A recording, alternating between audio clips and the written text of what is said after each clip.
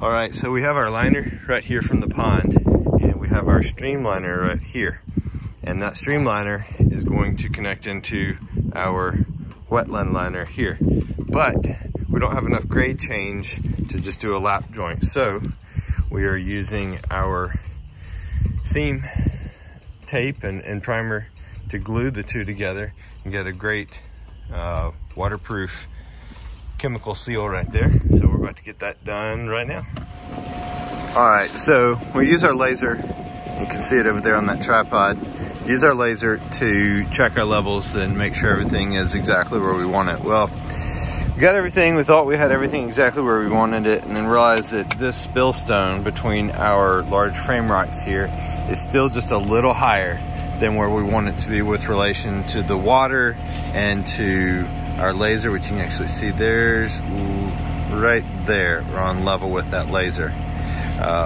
So we need to make sure that we have enough fall coming out of here to create a waterfall there, and then a stream, and then waterfall here. So we've got 12 inches of differential, and this is 9, and that's 3 up there. So we need to split it and make up the difference here. So we've got to lower this down by about 2.5 to 3 inches in order, probably like 3 inches, in order to get the fall. So we need to lower this down by 3 inches in order to get the fall that we're wanting and water to flow, create a waterfall up there, waterfall here, and movement in the stream.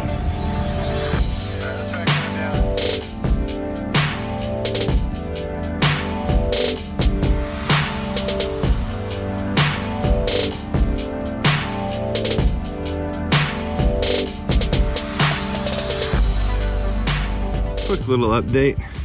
We got our liner from the pond seamed to this liner. It was a little bit short, so it was a little bit of an extra challenge, but we got it done and it's secure.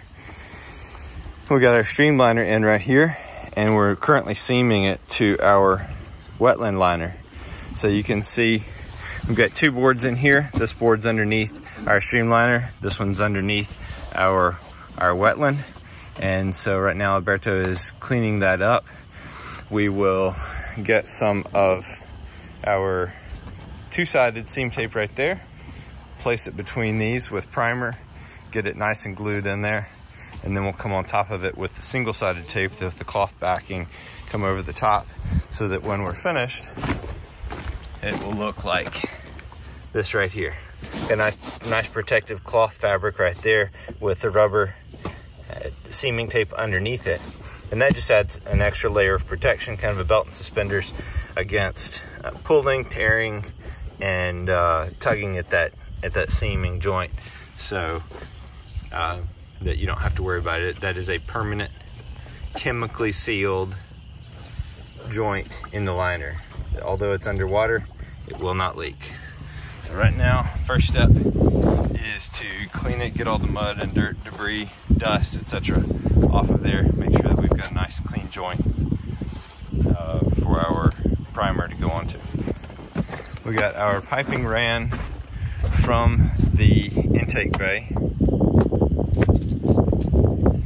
and right now Mario and Hugo are tapping into our line. We failed to run a T off of that, so we're going to pull a T off of that, bring it over the side of the pond and in and down to create a jet that will go in and keep our debris that might settle on the bottom from staying there, kind of get it up into the water column, get it circulating so that it makes its way down to the intake bay and eventually the wetland.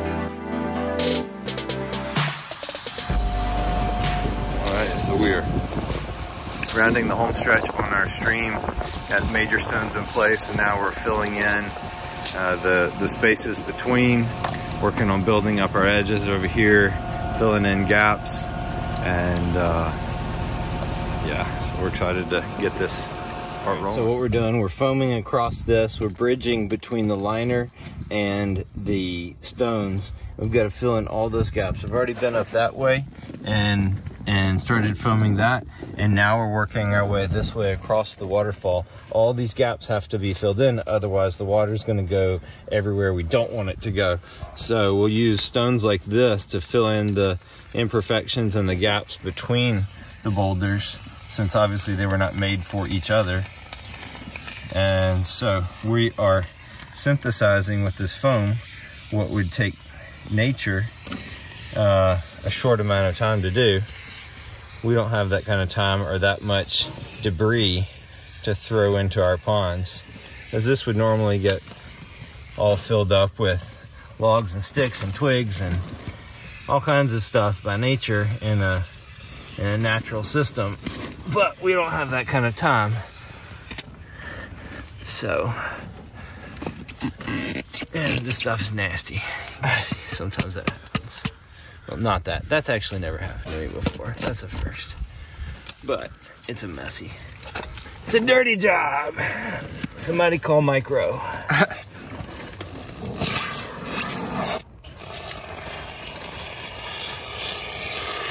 Actually, I don't think Mike Rowe has ever cleaned a water feature.